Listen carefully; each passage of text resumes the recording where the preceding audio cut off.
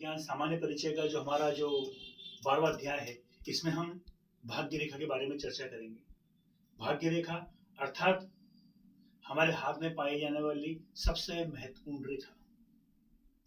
भाग्य रेखा के द्वारा ही हम जान पाते हैं कि व्यक्ति के घर में या उसके जीवन काल में या उसके मित्रों के साथ उसका व्यवहार कैसा रहेगा, उसके जीवन में उन्नति कितनी होगी, किस प्रकार से होगी, इसका जो वर्णन जो है या फिर जीवन में घटने वाले दुर्योग जो हैं वे जीवन के किस काल में घटित होंगे, इसका जो वर्णन है वो हम भाग्य रेखा के द्वारा जानते हैं। मैंने आपको पहले ही बतलाया है कि हमारे हाथ में भाग्य रेखा के कई जगह से उद्गम स्थल हो सकते हैं। अब हम चित्र की ओर चलते हैं तो हम देखते हैं कि ये हमारे सामने हाथ का एक चित्र पटल के ऊपर स्थित है। अब इसमें हम देखते हैं कि एक रेखा मणिबद्ध से प्रारंभ होकर के शनि पर्वत तक आई है। ये व्यक्ति की भाग्य रेखा कहलाती है। भाग्य रेखाएं कई प्रकार की होती हैं, पर भाग्य रेखा उसी रेखा को कहा जाएगा जिसका उद्गम स्थल चाहे मणिबद्ध से हो, चाहे चंद्र क्षेत्र से हो, चाहे मंगल के क्षेत्र से हो, चाहे जीवन रेखा के साथ हो, कहीं से भी हाथ में इसका प्रादुर्भाव हो, लेकिन उस रेखा का अंत यदि शनि पर्वत या शनि पर्वत वाले क्षेत्र पर यदि उसका अंतिम प्रकटीकरण हो रहा है तो वह रेखा भाग्य रेखा कहलाती है।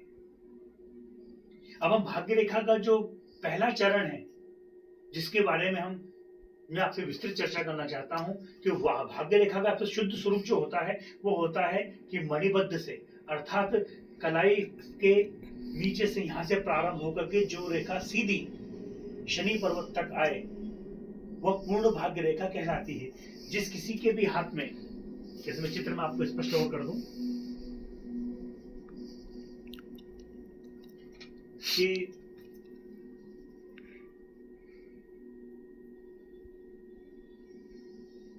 मणिबद्ध से कोई रेखा निकल करके या भाग्य रेखा शनि पर्वत तक पूर्ण रूप से आए, भाग्य रेखा लालिमा लिए हुए हो, तो ऐसा व्यक्ति जन्म काल से ही बहुत भाग्यशाली होता है, क्योंकि जब उसका जन्म हुआ तब से ही वो भाग्योन्नति की ओर अग्रसर होता है।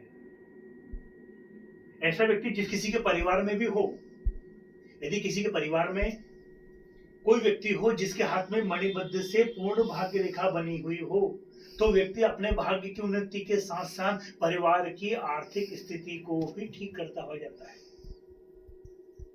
इस प्रकार की भाग्य रेखा हाथ में हो और सबसे महत्वपूर्ण गुरु पर्वत यदि विकसित हो, साथ में बुध पर्वत भी विकसित हो, तो ऐसा व्यक्ति उच्च कोटि का विद्वान होता है।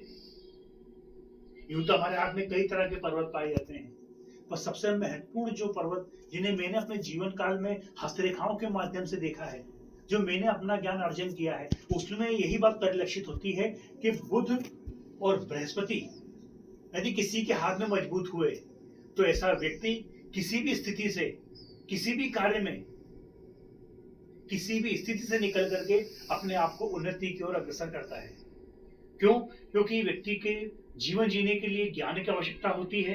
यदि गुरु पर्वत अच्छी स्थिति में हुआ तो निश्चय ही व्यक्ति ज्ञानी होगा, और यदि व्यक्ति का बुध पर्वत विकसित हुआ तो निश्चय ही व्यक्ति तार्किक होगा। जिस व्यक्ति के पास तर्क भी हो, ज्ञान भी हो और साथ में यदि पूर्ण भाग्य रेखा भी हो, तो ऐसा व्यक्ति किसी निर्धन परिवार में भी जन्म ले ले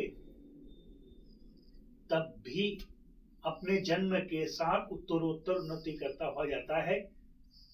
और यदि इसी भाग्य रेखा के अंदर यदि त्रिशूल जैसी आकृति बन जाए कि एक रेखा गुरु पर्वत की ओर जाए, मध्य रेखा शनि पर्वत पर स्थित हो और तीसरी रेखा सूर्य पर्वत की ओर जाए, ये बहुत दुर्लभ योग होगा। जिस किसी के भी हाथ में होगा निश्चय ही राजनीतिक रूप से उसका जो करियर होगा बहुत बड़ा, या फिर उसको अन्य भाषा में कहूं या इंग्लिश में मैं कहूं तो उसका स्टारडम ऐसे व्यक्ति का बहुत बड़ा होगा। चुंबकी का जो गुण है, चुंबकत्व का जो गुण है, वो उसके स्वभाव में निश्चय उसको प्राप्त होगा। चुंबकीय प्रधान उसका व्यक्तित्व होगा। कि जिस कार्य के लिए आगे बढ़ जाए उस कार्य में पूर्ण सिद्धता को व्यक्ति प्राप्त होता है। अब यदि जीवन रेखा पूर्ण बनी हुई हो, मस्तिष्क रेखा बिल्कुल शुद्ध अवस्था में उच्च चंद्र की ओर आ रही हो, हृदय रेखा भी गुरु पर्वत की हो, तो ऐसा हाथ जिस किसी का भी होगा और व्यक्ति राजलक्ष्मी योग से युक्त होता है कि अपने जीवन काल में जितनी संपदा वो चाहता है उससे अधिक संपदा ही उसको जीवन काल में प्राप्त होती है। और संपदा के साथ ऐसे व्यक्ति को मान सम्मान इत्यादि भी प्राप्त होता है। अभी हमने भाग्य रेखा के बारे में कुछ महत्वपूर्ण योग के बारे में चर्चा की है। आने वाले जो हमारे एपिसोड रहेंगे इसमें हम भाग्य रेखा से संबंधित अन्य महत्वपूर्ण योग के बारे में हम चर्चा करेंगे। तब तक के लिए भैया जय श्री राम।